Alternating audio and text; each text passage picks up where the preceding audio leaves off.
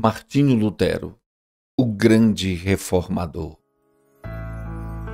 No cárcere, sentenciado pelo Papa a ser queimado vivo, John Hus disse: podem matar o ganso, na sua língua Hus é ganso, mas daqui a 100 anos Deus suscitará um cisne que não poderão queimar. Enquanto caía a neve e o vento frio uivava como fera em redor da casa, nasceu esse cisne. Em Eisleben, Alemanha. No dia seguinte, o recém-nascido era batizado na igreja de São Pedro e São Paulo. Sendo o dia de São Martinho, recebeu o nome de Martinho Lutero. 102 anos depois de John Hus expirar na fogueira, o cisne afixou na porta da igreja de Wittenberg as suas 95 teses contra as indulgências, ato que gerou a grande reforma. John Hus enganara-se em apenas 2 anos na sua predição. Para dar o valor devido à obra de Martinho Lutero, é necessário notar algo das trevas e confusão dos tempos em que nasceu. Calcula-se que pelo menos 1 milhão de albigenses foram mortos na França, a fim de cumprir a ordem do Papa, para que esses hereges fossem cruelmente exterminados. Wycliffe, a estrela da alva da Reforma, traduzira a Bíblia para a língua inglesa. John Hus, discípulo de Wycliffe, morrera na fogueira na Boêmia, suplicando ao Senhor que perdoasse aos seus perseguidores. Jerônimo de Praga, companheiro de Hus e também erudito, sofrera o mesmo suplício, cantando hinos nas chamas até o último suspiro. João Wessalia, notável pregador de Erfurt, fora preso por ensinar que a salvação é pela graça. Seu frágil corpo fora metido entre ferros, onde morreu 4 anos antes do nascimento de Lutero. Na Itália, 15 anos depois de Lutero nascer, Savonarola, homem dedicado a Deus e fiel pregador da palavra, foi enforcado e seu corpo reduzido a cinzas por ordem da Igreja Romana. Em tempos assim nasceu Martinho Lutero. Como muitos dos mais célebres entre os homens, era de família pobre. Dizia ele: sou filho de camponeses. Meu pai, meu avô e meu bisavô eram verdadeiros camponeses.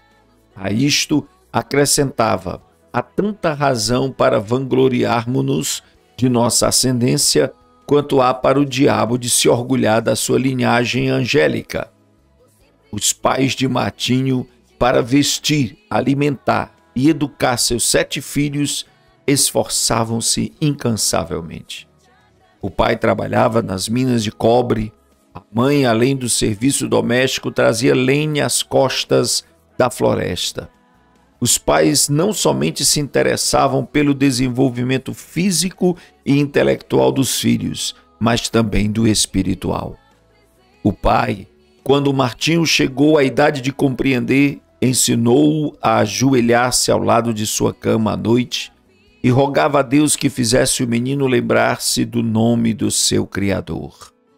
A sua mãe era sincera e devota, ensinou seus filhos a considerarem todos os monges como homens santos e a sentirem todas as transgressões dos regulamentos da igreja como transgressões das leis de Deus.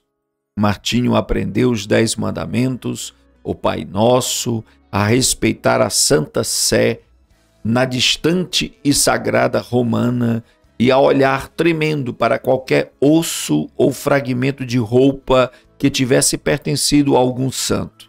A base da sua religião formava-se mais em que Deus é um juiz vingativo do que um amigo de crianças.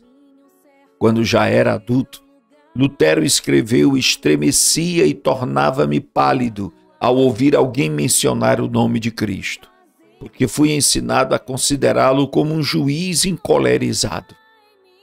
Fomos ensinados que deveríamos nós mesmos fazer propiciação por nossos pecados, que não podemos fazer a compensação suficiente por nossa culpa, que é necessário recorrer aos santos nos céus e clamar a Maria para desviar de nós a ira de Cristo.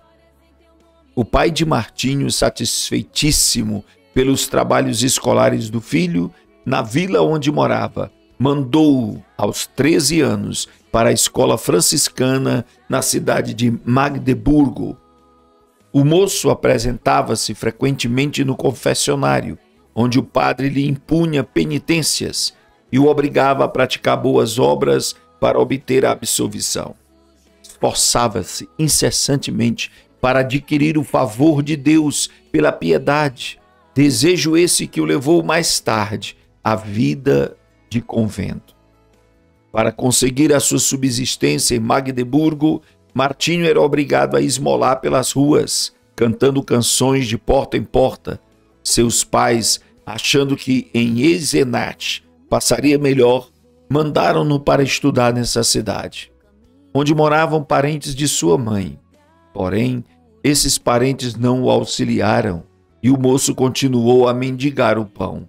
Quando estava a ponto de abandonar os estudos para trabalhar com as mãos, certa senhora de recursos, Dona Úrsula Gotha, atraída por suas orações na igreja e comovida pela humilde maneira de receber quaisquer restos de comida na porta, acolheu entre a família.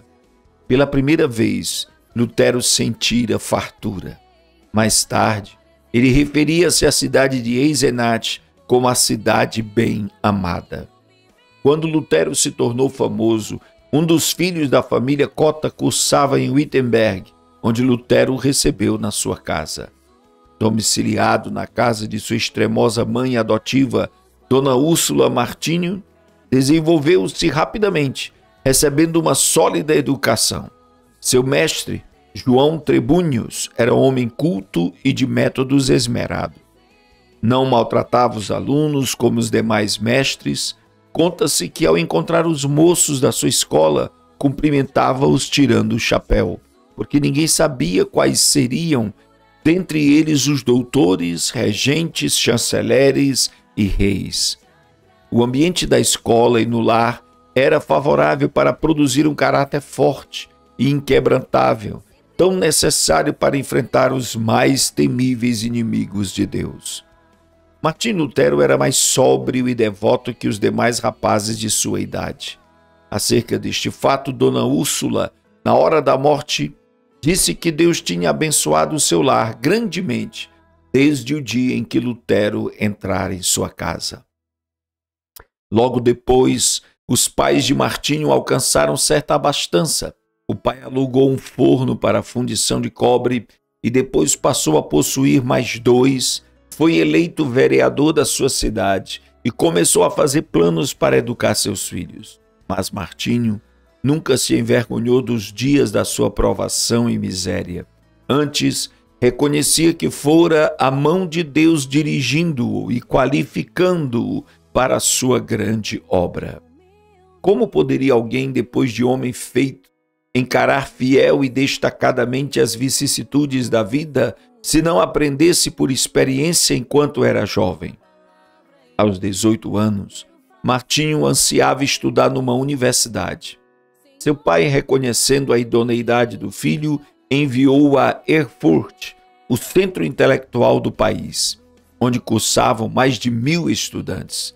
O moço estudou com tanto afinco que, no fim do 3º semestre, obteve o grau de bacharel em filosofia. Com a idade de 21 anos, alcançou o 2º grau acadêmico e o de doutor em filosofia. Os estudantes, professores e autoridades prestaram-lhe significativa homenagem. Havia dentro dos muros de Erfurt 100 prédios que pertenciam à igreja, inclusive 8 conventos. Havia também uma importante biblioteca que pertencia à universidade, e aí Lutero passava todo o tempo de que podia dispor. Sempre suplicava fervorosamente a Deus que o abençoasse nos estudos. Dizia ele: orar bem é a melhor parte dos estudos. Acerca dele, escreveu certo colega: Cada manhã ele precede seus estudos com uma visita à igreja e uma prece a Deus. Seu pai, desejoso de que seu filho se formasse em direito e se tornasse célebre, comprou-lhe a caríssima obra Corpus Juris. Mas a alma de Lutero suspirava por Deus, acima de todas as coisas. Vários acontecimentos influenciaram-no a entrar para a vida monástica, passo que entristeceu profundamente seu pai e horrorizou seus companheiros de universidade. Primeiro achou na biblioteca o maravilhoso livro dos livros, a Bíblia completa em latim. Até aquela ocasião, supunha que as pequenas porções escolhidas pela igreja para serem lidas aos domingos constituíssem o todo da palavra de Deus. Depois de uma longa leitura, exclamou: "Oh, se a providência me desse um livro como este, só para mim!" Continuando a ler as Escrituras, o seu coração começou a perceber a luz e a sua alma a sentir ainda mais sede de Deus. A esta altura, quando se bacharelou, os estudos custaram-lhe uma doença que o levou às portas da morte. Assim, a fome pela palavra de Deus ficou ainda mais enraizada no coração de Lutero. Algum tempo depois da sua doença, em viagem para visitar a família, sofreu um golpe de espada e 2 vezes quase morreu antes de um cirurgião conseguir pensar-lhe a ferida. Para Lutero, a salvação da sua alma ultrapassava qualquer outro anelo. Certo dia, um de seus íntimos amigos da universidade foi assassinado. "Ah!" exclamou Lutero, horrorizado. "O que seria de mim se eu tivesse sido chamado desta para outra vida tão inopinadamente?" Mas, de todos estes acontecimentos, o que mais o abalou em espírito foi o que experimentou durante uma terrível tempestade, quando voltava de visitar seus pais. Não havia abrigo próximo, os céus estavam em brasa, os raios rasgavam as nuvens a cada instante. De repente, um raio caiu ao seu lado. Lutero, tomado de grande susto e sentindo-se perto do inferno, prostrou-se gritando: "Santana, salva-me e tornar-me-ei monge." Lutero chamava esse incidente a minha estrada, caminho de Damasco, e não tardou em cumprir a sua promessa feita a Santa Ana. Convidou então seus colegas para cearem com ele. Depois da refeição, enquanto eles se divertiam com palestras e música, repentinamente anunciou-lhes que dali em diante poderiam considerá-lo como morto, pois ia entrar para o convento. Debalde, os seus companheiros procuraram dissuadi-lo do seu plano. Na escuridão da mesma noite, o moço, antes de completar 22 anos, dirigiu-se ao convento dos agostinianos e bateu. A porta abriu-se e Lutero entrou. O professor, admirado e festejado, a glória da universidade, aquele que passara os dias e as noites curvados sobre os livros, tornara-se irmão agostiniano. O mosteiro dos agostinianos era o melhor dos claustros de Erfurt. Seus monges eram os pregadores da cidade, estimados por suas obras entre os pobres e oprimidos. Nunca houve um monge daquele convento mais submisso, mais devoto, mais piedoso do que Martinho Lutero. Submetia-se aos serviços mais humildes, como de porteiro, coveiro, varredor da igreja e das celas dos monges. Não recusava mendigar o pão cotidiano para o convento nas ruas de Erfurt. Durante o ano de noviciado, antes de Lutero ser feito monge, os seus amigos fizeram tudo para dissuadi-lo de confirmar esse passo. Os companheiros que convidara para cearem com ele, quando anunciou a sua intenção de ser monge, ficaram no portão do convento 2 dias, esperando que ele voltasse. Seu pai, vendo que seus rogos eram inúteis e que todos os seus anelantes planos acerca do filho iam fracassar, quase enlouqueceu. Assim se justificou Lutero. Fiz a promessa Santa Ana para salvar a minha alma. Entrei para o convento e aceitei esse estado espiritual somente para servir a Deus e ser-lhe agradável durante a eternidade. Quão grande, porém, era a ilusão! Depois de procurar crucificar a carne pelos jejuns prolongados, pelas privações mais severas e com vigília sem conta, achou que, embora encarcerado na sua cela, tinha ainda de lutar contra os maus pensamentos.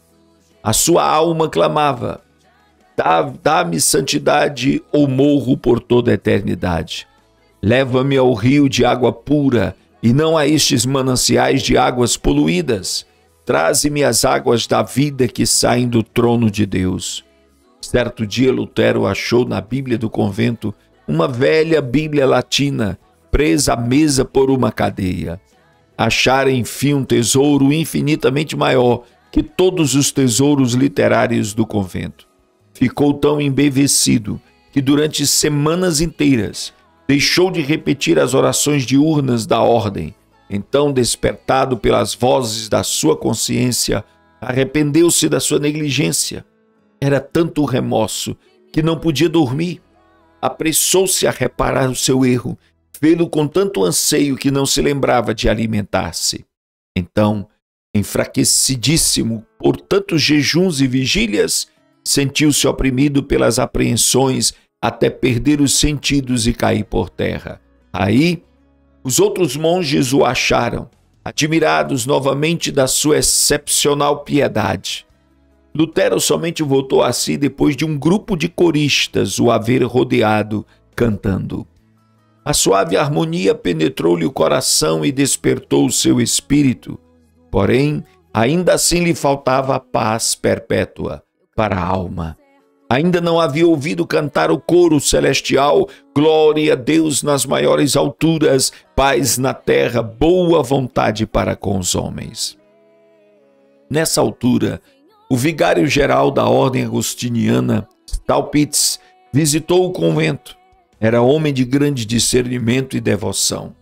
Enraizada, compreendeu logo o problema do jovem monge e ofereceu-lhe uma Bíblia na qual Lutero leu que o justo viverá da fé. Por quanto tempo tinha ele anelado? Ó Deus, se Deus me desse um livro deste só para mim, e agora o possuía. Na leitura da Bíblia achou grande consolação, mas a obra não podia completar-se em um dia. Ficou mais determinado do que nunca a alcançar a paz para a sua alma na vida monástica, jejuando e passando noites a fio sem dormir. Gravemente enfermo, exclamou: os meus pecados, meus pecados. Apesar da sua vida ter sido livre de manchas, como ele afirmava e outros testificavam, sentia a sua culpa perante Deus. Até que um velho monge lhe lembrou uma palavra do credo: creio na remissão dos pecados. Viu então que Deus não somente perdoara os pecados de Daniel e de Simão Pedro, mas também os seus. Pouco tempo depois destes acontecimentos, Lutero foi ordenado padre. A primeira missa que celebrou foi um grande evento. O pai, irreconciliável desde o dia em que o filho abandonara os estudos de advocacia até aquela ocasião, assistiu à primeira missa vindo a cavalo de Mansfield, com uma boa oferta para o convento, acompanhado por 25 amigos. Depois de contemplar 25 anos de idade, Lutero foi nomeado para a cadeira de filosofia em Wittenberg, para onde se mudou para viver no convento da sua ordem.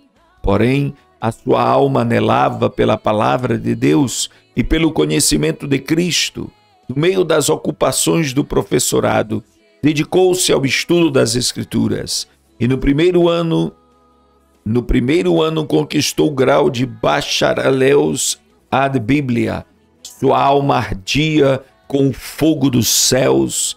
De todas as partes acorriam multidões para ouvir os seus discursos, os quais fluíam abundantemente e vivamente do seu coração sobre as maravilhosas verdades reveladas nas Escrituras.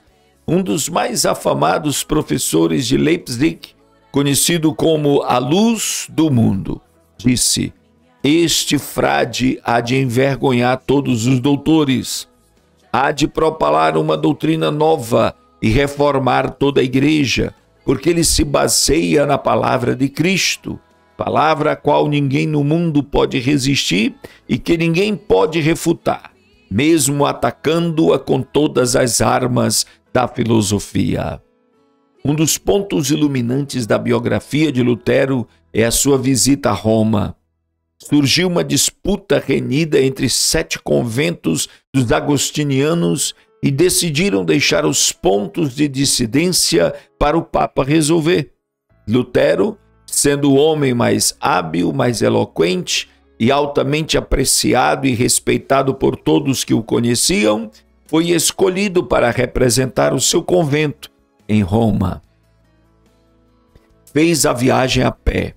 Acompanhado de outro monge nesse tempo, Lutero continuava a dedicar-se fiel e inteiramente à igreja romana. Quando por fim chegar ao ponto da estrada onde se avistava a famosa cidade, Lutero caiu em terra e exclamou: "Saúdo-te, santa cidade!" Os 2 monges passaram um mês em Roma, visitando os vários santuários e os lugares de peregrinação. Lutero celebrou missa 10 vezes. Lastimou ao mesmo tempo que seus pais ainda não tivessem morrido, a fim de poder resgatá-los do purgatório. Um dia, subindo a santa escada de joelhos, desejando a indulgência que o chefe da igreja prometia por este ato, ressoaram nos seus ouvidos como voz de trovão as palavras de Deus: "O justo viverá da fé."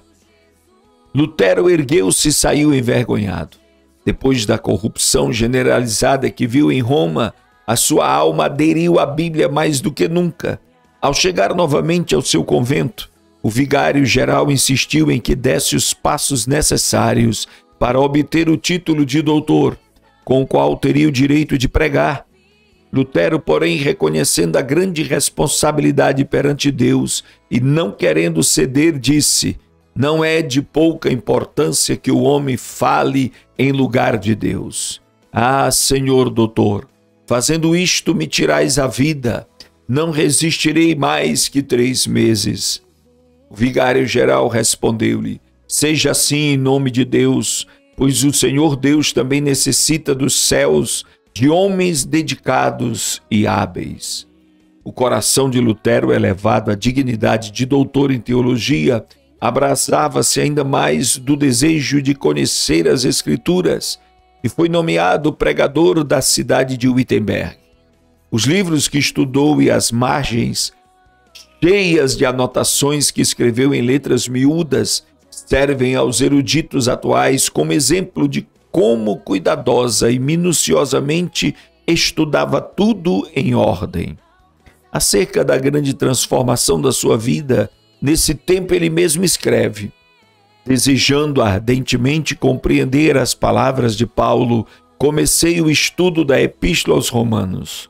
Porém, logo no primeiro capítulo consta que a justiça de Deus se revela no Evangelho. Eu detestava as palavras "a justiça de Deus", porque conforme fui ensinado eu a considerava como um atributo do Deus Santo que o leva a castigar os pecadores. Apesar de viver irrepreensivelmente como monge, a consciência perturbada me mostrava que era pecador perante Deus, assim odiava um Deus justo que castiga os pecadores. Senti-me ferido de consciência, revoltado intimamente, contudo voltava sempre para o mesmo versículo, porque queria saber o que Paulo ensinava. Contudo, depois de meditar sobre este ponto durante muitos dias e noites, Deus, na sua graça, me mostrou a palavra: "O justo viverá da fé." Vi então que a justiça de Deus, nesta passagem, é a justiça que o homem piedoso recebe de Deus pela fé, como dádiva. A alma de Lutero, dessa forma, saiu da escravidão. Ele mesmo escreveu assim: "Então me achei recém-nascido e no paraíso. Todas as escrituras tinham para mim outro aspecto, prescrutava-as para ver tudo quanto ensinam sobre a justiça de Deus. Antes, Estas palavras eram-me detestáveis. Agora as recebo com o mais intenso amor. A passagem me servia como a porta do paraíso. Depois dessa experiência, pregava diariamente em certas ocasiões. Pregava até 3 vezes ao dia, conforme ele mesmo conta. O que o pasto é para o rebanho, a casa para o homem, o ninho para o passarinho, a penha para a cobra, a cabra montês, o arroio para o peixe, a Bíblia é para as almas fiéis. A luz do Evangelho, por fim, tomara o lugar das trevas e a alma de Lutero abrasava por conduzir os seus ouvintes ao Cordeiro de Deus que tira todo o pecado. Lutero levou o povo a considerar a verdadeira religião não como uma mera profissão ou sistema de doutrinas, mas como vida em Deus. A oração não era mais um exercício sem sentido, mas o contato do coração com Deus, que cuida de nós com um amor indizível. Nos seus sermões, Deus revelou o seu próprio coração a milhares de ouvintes por meio do coração de Lutero. Convidado a pregar durante uma convenção dos agostinianos, não deu uma mensagem doutrinal de sabedoria humana como se esperava, mas fez um discurso ardente contra a língua maldizente dos monges. Os agostinianos, levados pela mensagem, elegeram-no diretor sobre 11 conventos. Lutero não somente pregava a virtude, mas praticava, amando verdadeiramente o próximo. Nesse tempo, a peste vinda do Oriente visitou Wittenberg. Calcula-se que a 4ª parte do povo da Europa, inclusive a metade da população alemã, foi ceifada pela morte. Quando professores e estudantes fugiram da cidade, instaram que Lutero fugisse também, porém ele respondeu: para onde hei de fugir? O meu lugar é aqui. O dever não me permite ausentar-me do meu posto, até que aquele que me mandou para aqui me chame. Não que eu deixe de temer a morte, mas espero que o Senhor me dê ânimo. Assim ele ministrava a alma ao corpo do próximo durante um tempo de aflição e de angústia. A fama do jovem monge espalhou-se até longe. Entretanto, sem o reconhecer enquanto trabalhava incansavelmente para a igreja, já havia deixado o rumo liberal que ela seguia em doutrina e prática. Em outubro de 1517, Lutero afixou à porta da igreja do castelo em Wittenberg as suas 95 teses, o teor das quais é que Cristo requer o arrependimento e a tristeza pelo pecado e não a penitência. Lutero afixou as teses ou proposições para um debate público na porta da igreja, como era costume nesse tempo. Mas as teses, escritas em latim, foram logo traduzidas em alemão, holandês e espanhol. Antes de decorrido um mês, para surpresa de Lutero, já estavam na Itália, fazendo estremecer os alicerces do velho edifício de Roma. Foi desse ato de afixar as 95 teses da igreja de Wittenberg que nasceu a reforma, isto é, que tomou forma o grande movimento de almas que em todo o mundo ansiavam voltar para a fonte pura, a palavra de Deus. Contudo, Lutero não atacara a igreja romana, mas antes pensou fazer a defesa do Papa contra os vendedores de indulgências. Em agosto de 1518, Lutero foi chamado a Roma para responder a uma denúncia de heresia. Contudo, o eleitor Frederico não consentiu que fosse levado para fora do país. Assim, Lutero foi intimado a apresentar-se em Augsburgo. Eles te queimarão vivo, insistiram seus amigos. Lutero, porém, respondeu resolutamente: se Deus sustenta a causa, ela será sustentada. A ordem do núncio do Papa em Augsburgo foi: retrate-se ou não voltará daqui. Contudo, Lutero conseguiu fugir, passando por uma pequena cancela no muro da cidade na escuridão da noite. Ao chegar de novo em Wittenberg, um ano depois de afixar as teses, era o homem mais popular em toda a Alemanha. Não havia jornais nesse tempo, mas fluíam da pena de Lutero respostas a todos os seus críticos para serem publicadas em folhetos. O que escreveu desta forma, hoje seriam 100 volumes. O célebre Erasmo da Holanda assim escreveu acerca de Lutero: seus livros estão despertando todo o país. Os mais eminentes da Inglaterra gostam de seus escritos. Quando a bula de excomunhão enviada pelo Papa chegou em Wittenberg, Lutero respondeu com um tratado dirigido ao Papa Leão X, exortando-o no nome do Senhor a que se arrependesse. A bula do Papa foi queimada fora do muro da cidade de Wittenberg, perante grande ajuntamento do povo. Assim escreveu Lutero ao vigário-geral. No momento de queimar a bula, estava tremendo e orando, mas agora estou satisfeito de ter praticado esse ato enérgico. Lutero não esperou até que o Papa o excomungasse, mas deu logo o pulo da Igreja Romana para a Igreja do Deus vivo. Porém, o imperador Carlos V, que ia convocar sua primeira dieta na cidade de Worms, queria que Lutero comparecesse para responder pessoalmente aos seus acusadores. Os amigos de Lutero insistiam em que recusasse ir. Não. Fora João Hus, entregue a Roma para ser queimado, apesar da garantia de vida da parte do imperador, mas em resposta a todos que se esforçavam por dissuadi-lo de comparecer perante os seus terríveis inimigos, Lutero, fiel à chamada de Deus, respondeu: ainda que confiando em Deus, eu aí entrarei. Depois de dar ordens,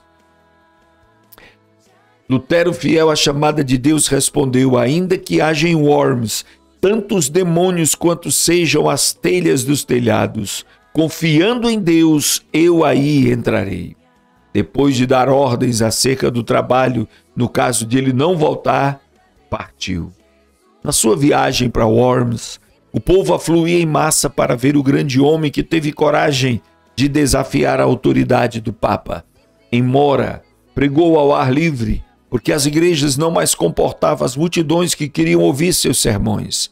Ao avistar as torres das igrejas de Worms, levantou-se na carroça em que viajava e cantou seu hino, o mais famoso da Reforma, em Festberg, isto é, Castelo Forte é nosso Deus.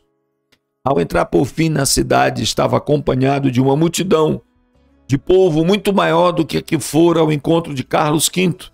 No dia seguinte foi levado perante o imperador, ao lado do qual se achava o delegado do Papa, 6 eleitores do império, 25 duques, 8 margraves, 30 cardeais e bispos, 7 embaixadores, os deputados de 10 cidades e grande número de príncipes, condes e barões.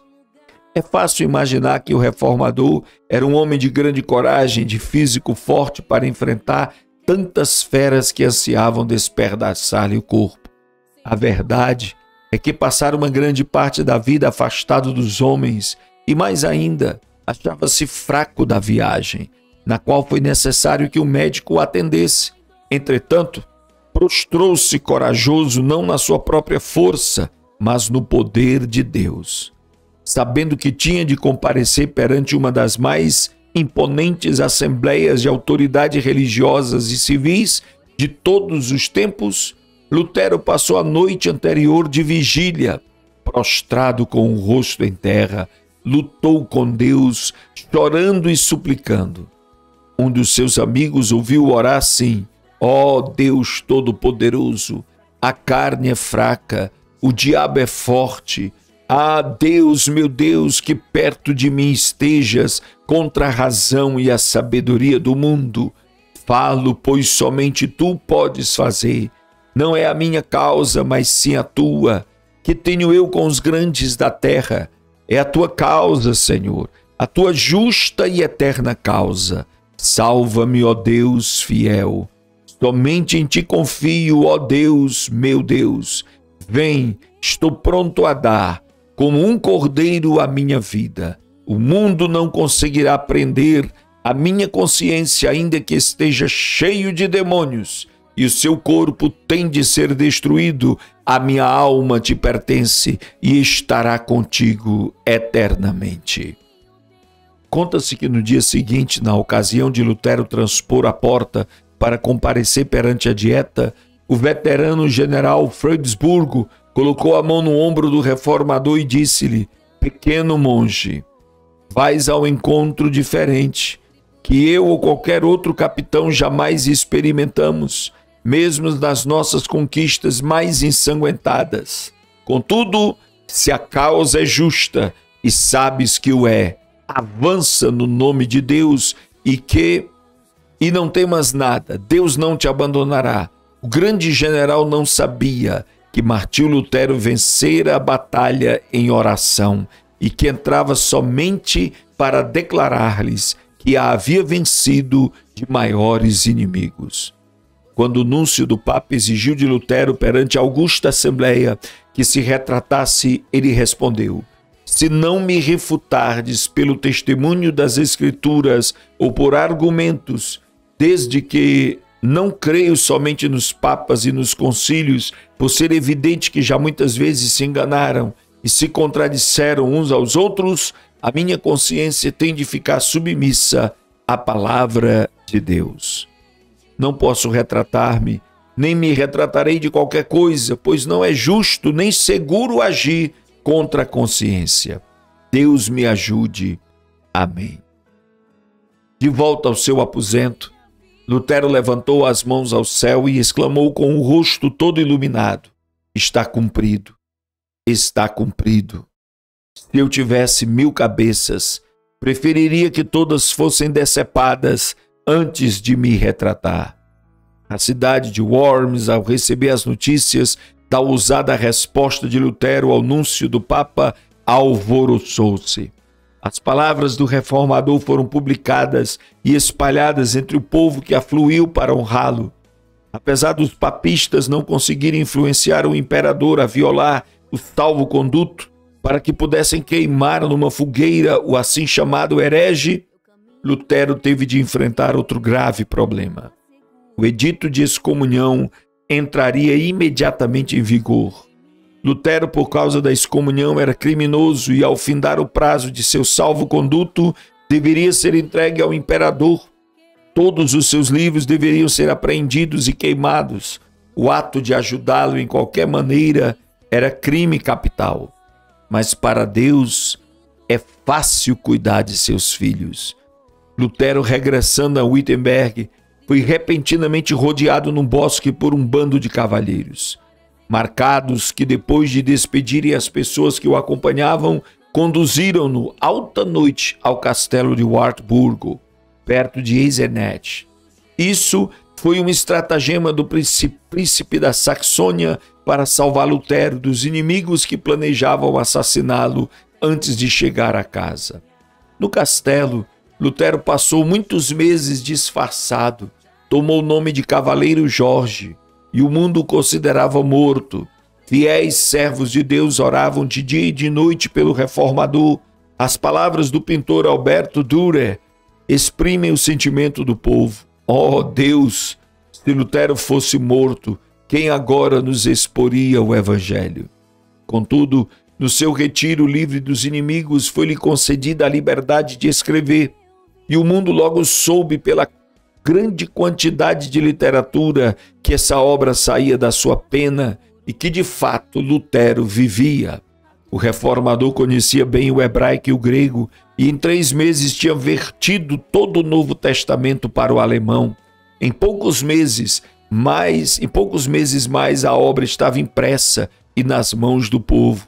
100.000 exemplares foram vendidos em 40 anos, além das 52 edições impressas em outras cidades.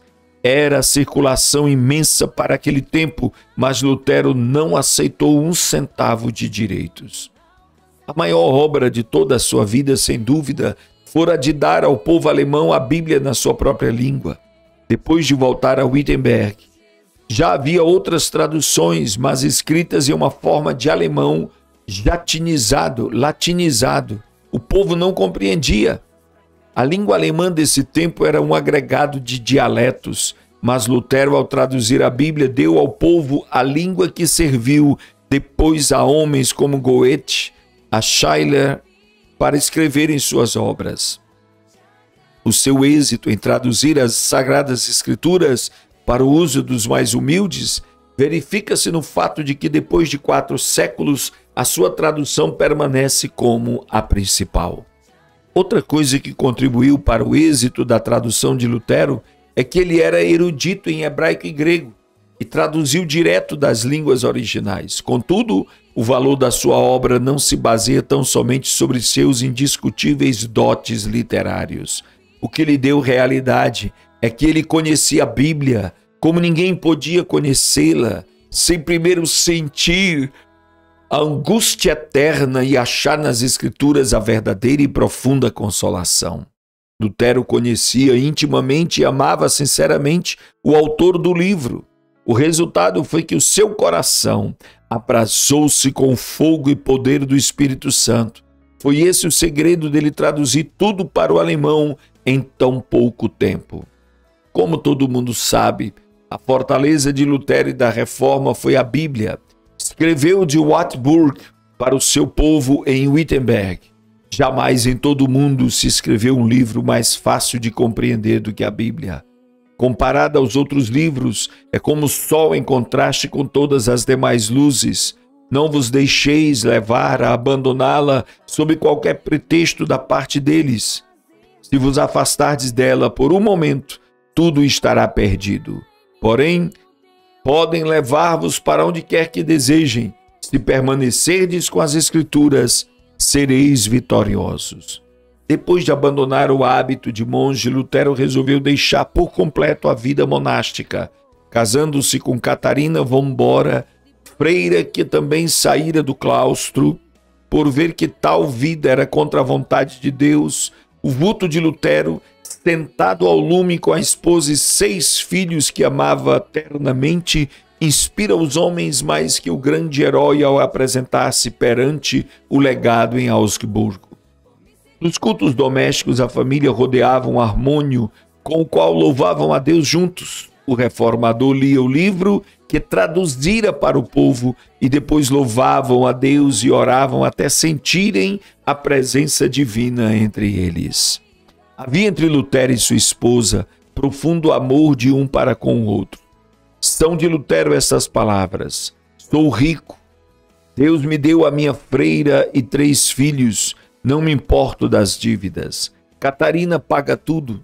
Catarina von Bora era estimada por todos. Alguns de fato censuravam-na, porque era demasiado econômica, mas que teria acontecido a Martim Lutero e a família se ela tivesse feito como ele. Dizia-se que ele, aproveitando-se da doença dela, cedeu o seu prato de comida a certo estudante que estava com fome. Não aceitavam Kreuzer dos seus alunos e recusava vender seus escritos, deixando todo o lucro para os tipógrafos. Nas suas meditações sobre as Escrituras, muitas vezes se esquecia das refeições. Ao escrever o comentário sobre o Salmo 23, passou 3 dias no quarto comendo somente pão e sal. Quando a esposa chamou um serralheiro e quebrara a fechadura, acharam-no escrevendo, mergulhado em pensamentos, esquecido de tudo em redor. É difícil concebermos a magnitude das coisas que devemos atualmente a Martim Lutero.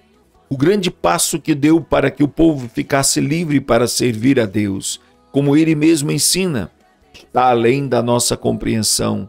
Era grande músico e escreveu alguns dos hinos mais espirituais cantados atualmente. Compilou o primeiro inário e inaugurou o costume de todos os assistentes aos cultos cantarem juntos. Insistiu em que não somente os do sexo masculino, mas também os do feminino fossem instruídos, tornando-se assim o pai das escolas públicas.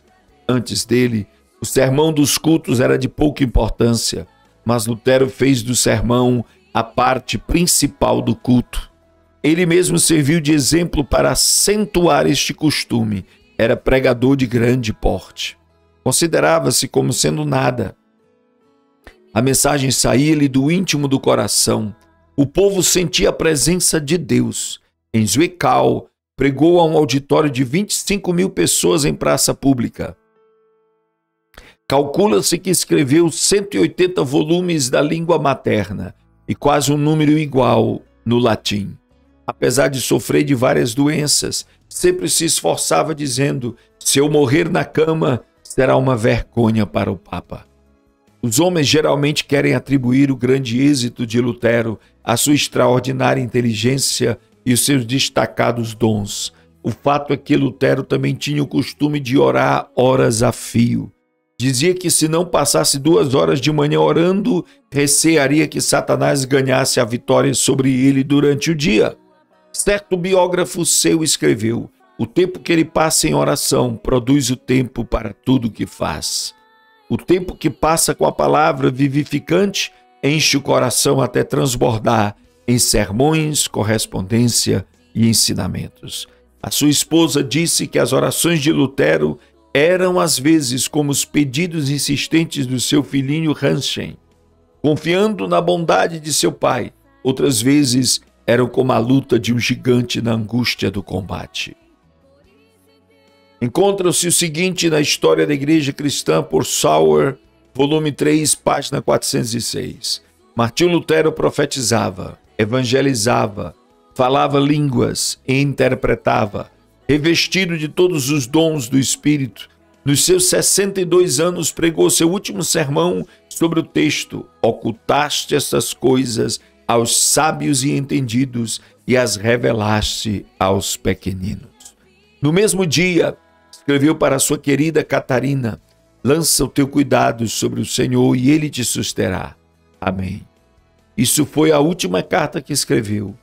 Vivia sempre esperando que o Papa conseguisse executar a repetida ameaça de queimá-lo vivo.